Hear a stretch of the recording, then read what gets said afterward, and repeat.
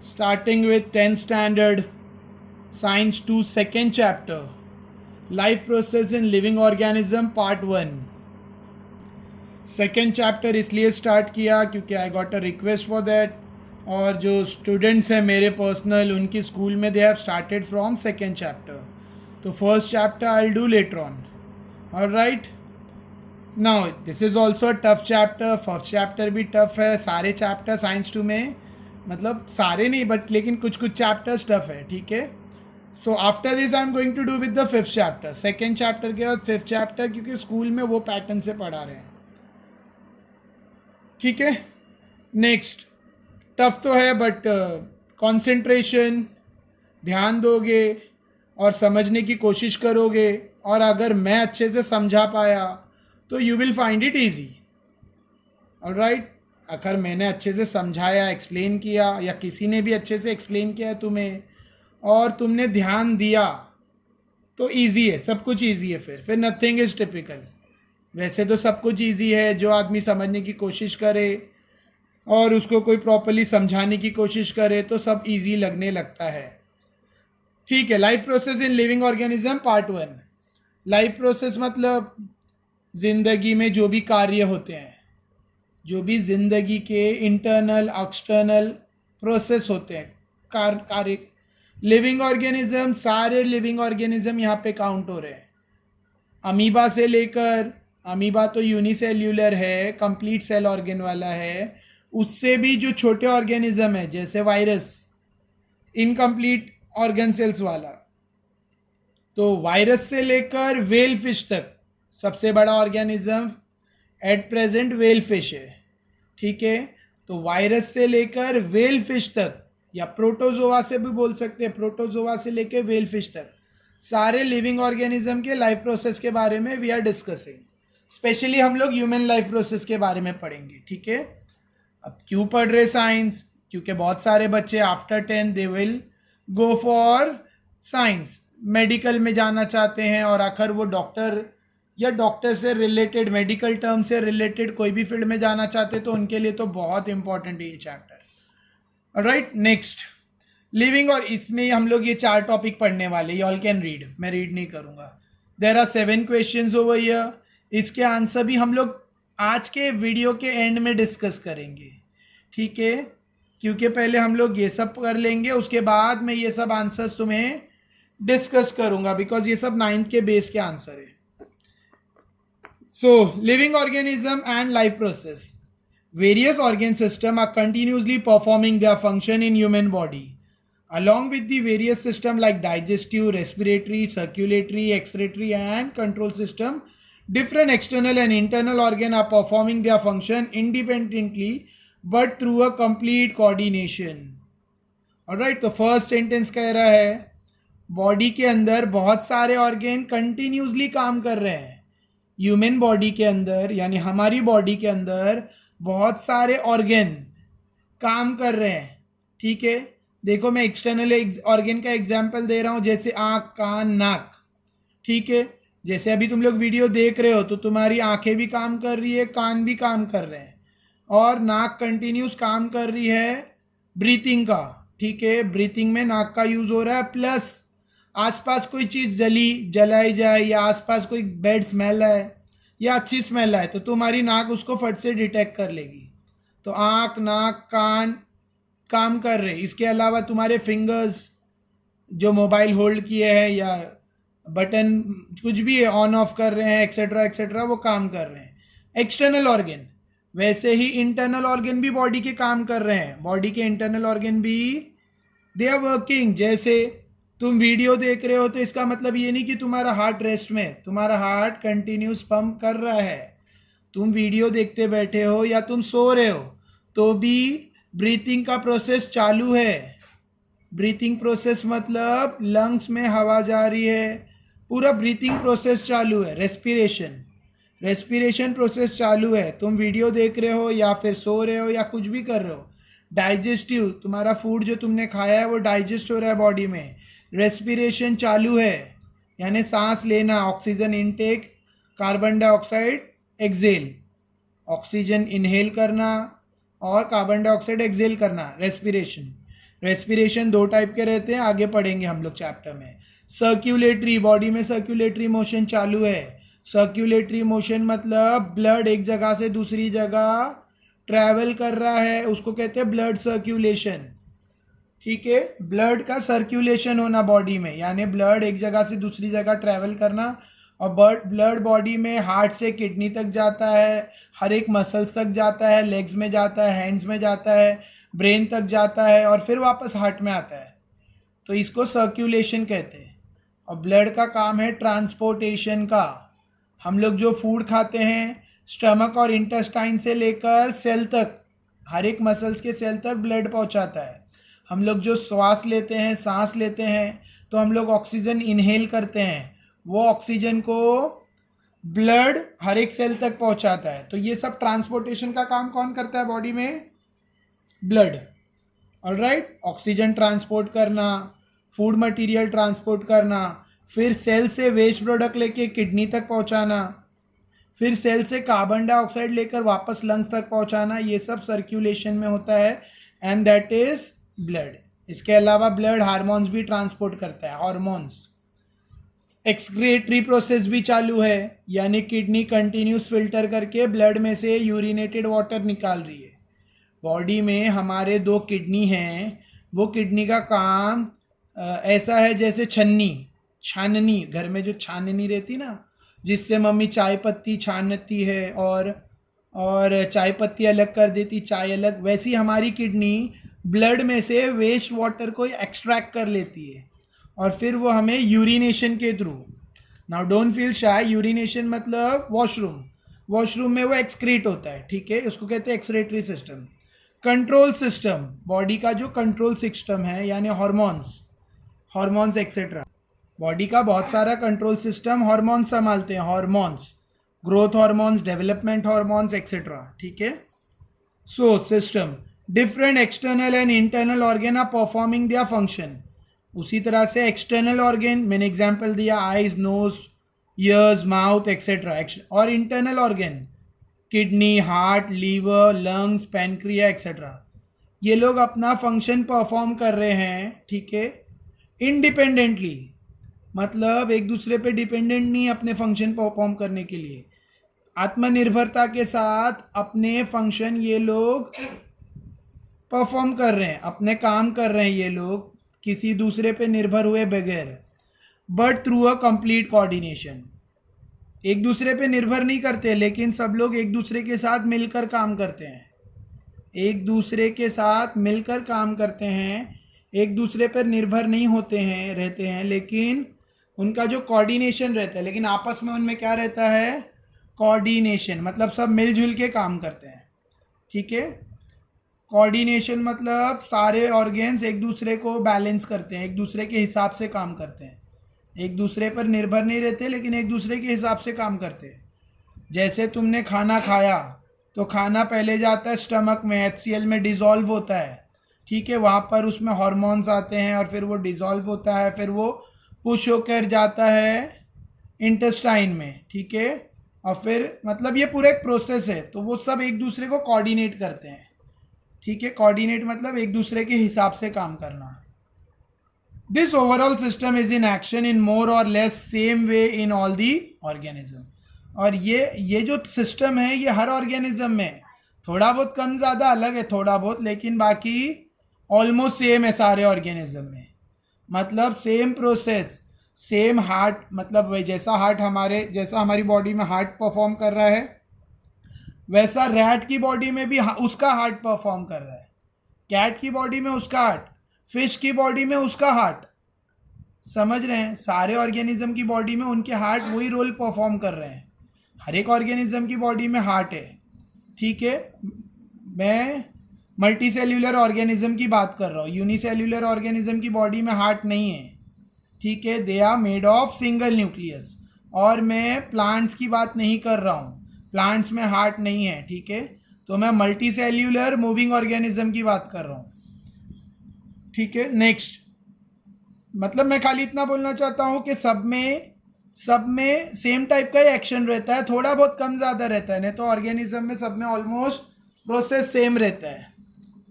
देखो 3-4 process same है। एक तो रेस्पिरेशन, हर ऑर्गेनिज्म रेस्पिरेशन करेगा, हर लिविंग ऑर्गेनिज्म रेस्पिरेट करेगा। रेस्पिरेट मतलब एटमॉस्फेयर से ऑक्सीजन इनहेल करेगा और कार्बन डाइऑक्साइड एक्सहेल करेगा, हर ऑर्गेनिज्म। यहाँ तक के ट्रीज भी रेस्पिरेशन करते हैं, ठीक है। कुछ टीचर्स या कुछ स्टूडेंट को ये मिसअंडरस्टैंडिंग होती है कि ट्रीज ऑक्सीजन इनहेल नहीं करते हैं। मैंने बहुत से टीचर्स से भी सुना है, सॉरी फॉर दैट, स्टूडेंट से सुना है कि ट्रीज कार्बन डाइऑक्साइड अंदर लेते हैं और ऑक्सीजन बाहर छोड़ते हैं। तो इट्स राइट, सही है, लेकिन ये वो फोटोसिंथेसिस के लिए करते हैं। ट्री प्लांट फोटोसिंथेसिस के वक्त कार्बन डाइऑक्साइड अंदर लेते हैं और ऑक्सीजन बाहर छोड़ते हैं, ठीक है। लेकिन साथों साथ ट्री रेस्पिरेशन भी करते हैं, पेड़ पौधे साथ में रेस्पिरेशन भी करते हैं। पेड़ों में 2 प्रोसेस होता है। फोटोसिंथेसिस के लिए कार्बन डाइऑक्साइड अंदर जाता है, ऑक्सीजन बाहर आता है, और रेस्पिरेशन के लिए ऑक्सीजन अंदर जाता है, कार्बन डाइऑक्साइड बाहर आता है। तो there are 2 different process in tree plants. Plant and tree में पेड़ पौधों में 2 टाइप के प्रोसेस होते हैं। रेस्पिरेशन, जिसमें ऑक्सीजन इनटेक होगा और कार्बन डाइऑक्साइड बाहर आएगा। रेस्पिरेशन दिन के वक्त, रात के वक्त, हर टाइम पे चालू रहता है। इसके लिए कोई टाइम फिक्स नहीं है। सेकेंड प्रोसेस क्या बताया मैंने? फोटोसिंथेसिस। फोटोसिंथेसिस सिर्फ धूप में होता है। फोटोसिंथेसिस प्लांट सन रेज की मदद से, फोटोसिंथेसिस क्या है बता रहा हूँ, प्लांट सन रेज की मदद से और अपने अंदर जो क्लोरोफिल पिगमेंट है, ग्रीन कलर के पिगमेंट, उनकी मदद से अपना फूड खुद प्रिपेयर करता है, ठीक है। प्लांट अपना फूड खुद प्रिपेयर करता है with the help of sun rays and green pigment, that is chlorophyll. And in that process they intake, वो प्रोसेस में वो अंदर क्या लेते हैं? कार्बन डाइऑक्साइड, और क्या रिलीज करते हैं? ऑक्सीजन, ठीक है। This is photosynthesis, this is respiration. Human being और दूसरे एनिमल, प्लांट को छोड़ के, ग्रीन प्लांट्स और ग्रीन प्लांट्स वगैरह को छोड़कर कोई और ऑर्गेनिज्म फोटोसिंथेसिस नहीं कर सकता। दे ऑलवेज डू खाली रेस्पिरेशन। सारे ऑर्गेनिज्म रेस्पिरेशन करते हैं, लेकिन प्लांट रेस्पिरेशन के साथ फोटोसिंथेसिस भी करता है। आई होप समझ रहा है, ठीक है। फोटोसिंथेसिस रात के वक्त बंद हो जाता है। रात के वक्त ट्री फोटोसिंथेसिस नहीं करते हैं क्योंकि सनरेज नहीं रहती है, ठीक है। हाँ, आखिर कोई बोला सर मैंने घर के अंदर प्लांट उगाया और बल्ब लगाया है, तो रात में भी तो वो प्लांट रात में भी फोटोसिंथेसिस करेगा। उसको लाइट और हीट मिल रही है तो फोटोसिंथेसिस का प्रोसेस चालू हो जाएगा। ऑलराइट, आई होप समझ रहे हैं। देखो, ये एक टॉपिक में ना बहुत सारे बेसिक टॉपिक भी पढ़ाने पड़ते हैं। इसके लिए मैं साइंस 2 अब तक नहीं ले रहा था, ठीक है, लेकिन अब स्टार्ट किया है तो इसमें वीडियो कम दिखेगा, मेरा ऑडियो ज़्यादा सुनाई देगा, लेकिन ध्यान से सुनोगे तो बहुत फ़ायदा होगा। You will get a big chunk of information, बोलते ना, you will get a large amount of information, ठीक है। इतने से टॉपिक में बहुत सारा इन्फॉर्मेशन मिलेगा, but you have to pay a lot of concentration. So इसको कहते हैं कोऑर्डिनेशन हो गया। Next, those are in need of continue source of energy for this purpose. देखो, बॉडी के सारे सिस्टम एक दूसरे के साथ फंक्शन परफॉर्म कर रहे हैं, एक दूसरे को कोऑर्डिनेट करते हुए, ठीक है। इसके लिए उनको क्या लगता है? बहुत सारी एनर्जी। सारे बॉडी के सारे पार्ट्स को कोई भी काम करने एनर्जी चाहिए, तो बॉडी के पार्ट्स को भी क्या चाहिए? Energy. Continuous source of energy चाहिए सारे फंक्शन परफॉर्म करने के लिए। मतलब आइज को एनर्जी चाहिए, नोज को एनर्जी चाहिए, ईयर्स को चाहिए, हार्ट को चाहिए, किडनी को चाहिए, लंग्स को चाहिए। बॉडी में जितने ऑर्गन है सबको एनर्जी चाहिए। एनर्जी बनती कहाँ है पता है? सेल के माइटोकॉन्ड्रिया में। सेल तो पता है ना, हमारी पूरी बॉडी या सारे लिविंग ऑर्गेनिज्म सेल से बने हैं। सेल्स, प्लांट सेल से बने, प्लांट सेल से बने हैं, और ह्यूमन एनिमल सेल से बने हैं। मतलब दूसरे सारे ऑर्गेनिज्म एनिमल सेल से बने हैं। तो सेल 9th में तुमने ड्रॉ किया होगा डायग्राम, या देखा होगा 9th में, 8th में भी था animal cell, plant cell. Cell के अंदर न्यूक्लियस रहता है, साइटोप्लाज्म रहता है, राइजोबियम रहता है, एक्सेट्रा। सो एनर्जी चाहिए, एनर्जी। अभी एनर्जी कहाँ से मिलती है? Carbohydrate, fats and lipid are the main sources of energy.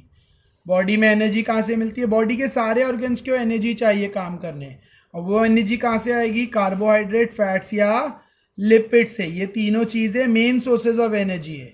And it is harvested by mitochondria present each cell. Cell में जो माइटोकॉन्ड्रिया है, देखो मैं इंपॉर्टेंट चीज़ को मार्क करूंगा, तो mitochondria is called the power house of the cell. ये question 9th में पढ़ा होगा। Mitochondria is called the power house of the cell, क्योंकि माइटोकॉन्ड्रिया, सेल के माइटोकॉन्ड्रिया के अंदर कार्बोहाइड्रेट, फैट, लिपिड ये सब ब्रेक डाउन होकर एनर्जी बनती है। मतलब माइटोकॉन्ड्रिया में सेल सेव होती है। अब बनने के बहुत सारे प्रोसेस है, हम लोग चैप्टर में आगे देखेंगे, ठीक है। एनर्जी आती है कार्बोहाइड्रेट, फैट्स और लिपिड से, और ये किधर हार्वेस्ट होती है, कहाँ बनती है? माइटोकॉन्ड्रिया में, ठीक है। Present in each cell. Cell में न्यूक्लियस है और सेल में माइटोकॉन्ड्रिया है, सेल में साइटोप्लाज्म है, ये सब सेल के पार्ट्स है, इसको कहते हैं cell organelles. It is not like that only food stuff is sufficient for energy production, but oxygen is also necessary. सिर्फ खाने की चीज़ों से, खाने की चीज़ों यानी कार्बोहाइड्रेट, फैट और लिपिड से एनर्जी नहीं आती है, बल्कि एनर्जी में और एक चीज़ लगती है, दैट इज ऑक्सीजन, ठीक है। फूड स्टफ हम लोग जो खाते हैं ना, चावल, दाल एक्सेट्रा, तो उसमें कार्बोहाइड्रेट रहता है, फैट रहता है, लिपिड रहता है, ठीक है, या प्रोटीन रहता है, विटामिन रहता है, मिनरल्स रहता है। मैं न्यूट्रिएंट्स के नाम बताऊंगा, ठीक है। ये पेज के एंड में हम लोग ये क्वेश्चंस करेंगे, ये पेज के एंड में हम लोग ये सब क्वेश्चन डिस्कस करेंगे, ठीक है। नेक्स्ट, सो सिर्फ फूड स्टफ नहीं चाहिए बल्कि ऑक्सीजन भी चाहिए। All this that is food stuff and oxygen are transported up to the cell via circulatory system. और ये जो भी फूड स्टफ है यानी कार्बोहाइड्रेट, लिपिड एक्सेट्रा और ऑक्सीजन, ये सबको कौन ट्रांसपोर्ट करता है? सर्कुलेटरी सिस्टम के थ्रू ट्रांसपोर्ट होता है, ट्रांसपोर्टेड होता है सेल तक। सारे फूडस्टफ और ऑक्सीजन सेल तक कौन ट्रांसपोर्ट करता है? Circulatory system. Circulatory system means blood, via मतलब थ्रू, ठीक है, via through circulatory system, that is through blood. Beside it is coordinated by control system of body, that is each life process contributes in its own way in the process of energy production. इसके अलावा coordination का खास role है control system में, यानी body का जो life process है वो हर एक के कंट्रीब्यूशन से होता है। मतलब किडनी का भी कंट्रीब्यूशन है, हार्ट का भी कंट्रीब्यूशन है, ब्लड का भी कंट्रीब्यूशन है, ईच एंड एवरी सेल्स का कंट्रीब्यूशन है। तो जो भी लाइफ प्रोसेस है उसमें हर एक ऑर्गेन का, हर एक पार्ट का कंट्रीब्यूशन रहेगा, और सब एनर्जी यूज करते हैं। मतलब जो भी एनर्जी माइटोकॉन्ड्रिया में बन रही है उसमें सबका कहीं ना कहीं योगदान है, ठीक है। Functioning of all this life process also requires energy, और ये सारे लाइफ प्रोसेस को क्या लगती है? एनर्जी, ठीक है। तो let's see what how we get energy, what is the sources for energy, etc. Human and other animal consume the fruit and vegetable, ठीक है। इंसान और दूसरे जानवर क्या खाते हैं? फ्रूट, वेजिटेबल्स, लीफ एक्सेट्रा, ठीक है। प्लांट्स और ऑटोट्रॉप्स। प्लांट क्या है? ऑटोट्रॉप्स। ऑटोट्रॉप्स मतलब they prepare their own food. Autotroph उसको कहते हैं जो फोटोसिंथेसिस कर सकते हैं, जो सनलाइट के प्रेजेंस में ग्रीन पिगमेंट यूज करके अपने अंदर खुद अपना फूड प्रिपेयर करते हैं। We are not autotrophic. Animal और ह्यूमन आर नॉट ऑटोट्रॉपिक। हम अपना फूड, मम्मी जो खाना बनाती है उसको ऑटोट्रॉप नहीं कहते हैं, वो सिर्फ रॉ को, कच्चे को पकाती है, उसको वो खाना नहीं बनाना हुआ। Plant prepare their food, plant prepare करते हैं फूड को, ठीक है। प्लांट कार्बन डाइऑक्साइड, वाटर को लेकर ग्लूकोज बनाते हैं। प्लांट कार्बन डाइऑक्साइड, वाटर और ऑक्सीजन को लेकर ग्लूकोज मॉलिक्यूल बनाते हैं। That process is called photosynthesis, और इसके लिए प्लांट को कहा जाता है autotrophs. They prepare their own food, ठीक है। प्लांट दूसरे ऑर्गेनिज्म को किल करके नहीं खाते हैं। ह्यूमन बीइंग क्या करते हैं? ह्यूमन बीइंग और दूसरे एनिमल्स दूसरे ऑर्गेनिज्म को किल करके खाते हैं। वी ह्यूमन किल प्लांट्स, हम लोग या तो प्लांट को किल करते हैं या तो उसके फ्रूट और वेजिटेबल खाते हैं। अब तुम बोलोगे सर किल कहाँ हुआ? तो जब तुम पालक की भाजी खाते हो या जब तुम कैबेज खाते हो, ठीक है, या कोई भी प्लांट खा रहे हो तो वो पूरा प्लांट किल किया जाता है। कोई भी भाजी खाते हो तो वो पूरा बोलते हैं ना अपरूट किया करके निकाला जाता है। तुम कैरेट खाते हो अपरूट करके लाया जाता है, तो पूरा प्लांट निकाला जाता है उसके लिए, ठीक है। तो प्लांट और एनिमल दूसरे प्लांट या फ्रूट या वेजिटेबल खाते हैं, लेकिन प्लांट किसी और को नहीं खाता, वो खुद अपना फूड प्रिपेयर करता है। They utilize some of the food from them self, और जो फूड प्लांट प्रिपेयर करता है उसको वो खुद या तो यूटिलाइज करता, जितना चाहिए यूटिलाइज करता है, बचा हुआ वो अपनी लीव में, स्टेम में, रूट में, फ्लावर्स में, फ्रूट में स्टोर कर देता है, ठीक है। We consume all this various plant material, और हम लोग ये सब प्लांट का मटीरियल यानी root, stem, leave etcetera consume करके हम लोग और animals, goat, sheep, cow etcetera, ये सब कंज्यूम करके ये सब हम लोग वहाँ से ऑब्टेन करते हैं, मतलब ये सब चीज़ हम लोग उससे कंज्यूम कर लेते हैं, ठीक है। ऑब्टेन डिफरेंट न्यूट्रिएंट लाइट्स, मतलब ये सब कंज्यूम करके हम लोग लीफ, फ्रूट, स्टेम ये सब कंज्यूम करके हमारे क्या लेते हैं हम लोग? न्यूट्रिएंट्स लेते हैं, जैसे carbohydrate, fat, protein, vitamin, mineral etcetera, ठीक है। देखो 6 न्यूट्रिएंट्स है, यहाँ पे 5 का नाम दिया, एक नहीं दिया, वो वाटर तुम लिखना है, ठीक है। 6 इंपॉर्टेंट न्यूट्रिएंट्स है, carbohydrate, fat, protein, vitamin, mineral और एक्सेट्रा की जगह वाटर, बस ये 6 ही है। प्रोटीन का एक फॉर्म है लिपिड, प्रोटीन का एक फॉर्म है लिपिड, तो लिपिड ऐड नहीं करना है। कार्बोहाइड्रेट, फैट, प्रोटीन, आखिर किसी ने पूछा व्हाट आर द न्यूट्रिएंट्स या स्टेट एनी 5 न्यूट्रिएंट्स, तो you can clearly right carbohydrate, fat, protein, vitamin, mineral and water, ठीक है।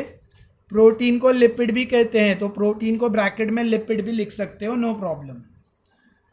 तो there are 5 nutrients, answer by add करो, मे बी पीछे होगा। या डिफाइन न्यूट्रिएंट, तो nutrient are that substance which gives us energy. Nutrient वो सब्सटेंस को कहते हैं जो हमारा फूड मटेरियल है, जिसको हम कंज्यूम करते हैं, खाते हैं, और जिससे हमें एनर्जी और स्ट्रेंथ मिलता है, ठीक है। देखो कार्बोहाइड्रेट, फैट और प्रोटीन ये तीनों एनर्जी है।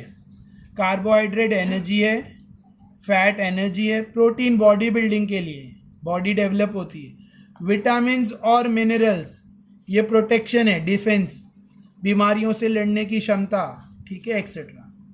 और वाटर तो हमारा तुमने पढ़ा ही होगा, हमारी बॉडी में जो बॉडी का वेट है उसका 65% वाटर है, ठीक है। या हमारा ब्लड का समझ लो, ब्लड का एक बड़ा सा प्रोपोर्शन वाटर है। Which food material do we consume to obtain this nutrient? यहाँ पे क्वेश्चन टाइप कुछ पूछा है। We obtain the carbohydrate from milk, इधर एक क्वेश्चन पूछा है हम लोग को कौन से फूड से क्या मिलता है, तो यहाँ पे आंसर लिखा है हमें मिल्क से, हमें कार्बोहाइड्रेट मिलता है मिल्क से, फ्रूट से, जैगरी से, जैगरी पता होगा गुड़, ठीक है, शुगर केन से, केन शुगर वही गन्ने का रस, vegetable, potato, sweet potatoes, meat, potato, आलू, स्वीट पोटैटो, रतालू, और रेड आलू आता है, ठीक है। स्वीट मीट, ठीक है, मीठा गोश्त। सीरियल्स लाइक वीट, मेज, रागी, ये सब दानों के नाम है, अनाज, दाना अनाज के नाम है, गेहूँ, मेज, ठीक है, बार्ली, फिर रागी, जवार, बाजरा, मिलेट्स, रागी एक रेड कलर के छोटे छोटे दाने आते हैं, मिलेट्स भी कुछ वैसे ही रहता है, rice etcetera. We get 4 kilo calories energy per gram of carbohydrate, 1 gram carbohydrate से हमें कितनी एनर्जी मिलती है? 4 kilo calories. Let us study the way by which the energy is obtained, चलो देखते हैं एनर्जी कैसे ऑब्टेन्ड होती है। अब यहाँ पे कुछ एग्जाम्पल दिया है। Many players are seen consuming सब food stuff during break of the game, game में ब्रेक होता है तो तुमने देखा होगा प्लेयर कुछ खाते हैं, क्योंकि कंटिन्यूस खेलने से उनका एनर्जी लेवल ड्रॉप हो जाता है, तो जिसकी वजह से उनको बीच बीच में थोड़ा थोड़ा खाना पड़ता है। Why may be the player consuming this food stuff, player क्यों खाते हैं, इसका आंसर दो। What is respiration, how does it occur, respiration क्या है और वो कैसे होता है। रेस्पिरेशन मतलब सांस लेना, यानी इनहेल करना और एक्सहेल करना, है ना। तो वैसा नहीं है, रेस्पिरेशन के दो टाइप है, रेस्पिरेशन के दो टाइप है। एक है एक्सटर्नल रेस्पिरेशन, जो जैसे हम लोग सांस लेते हैं वो। एक है एक्सटर्नल रेस्पिरेशन, वो है जैसे अंदर नाक से अंदर ऑक्सीजन लिया और बाहर कार्बन डाइऑक्साइड रिलीज किया, इनहेल एक्सहेल। और एक सेल्यूलर रेस्पिरेशन है जिसको इंटरनल रेस्पिरेशन भी कहते हैं, जो सेल के अंदर होता है। ये क्या होगा मैं अभी पीछे बताऊंगा क्योंकि इसका आंसर है। तो टर्न करने से पहले let do with this all question. What are the food stuff and their nutrient contents useful for body, sorry how are food stuff and their nutrient. तो ये तुमने अभी मैंने पूरा पैराग्राफ पढ़ा है, उस पर ही क्वेश्चन है। तो you all can write the answer. Food stuff और न्यूट्रिएंट्स कैसे यूजफुल है बॉडी के लिए, कैसे, टू प्रोवाइड एनर्जी।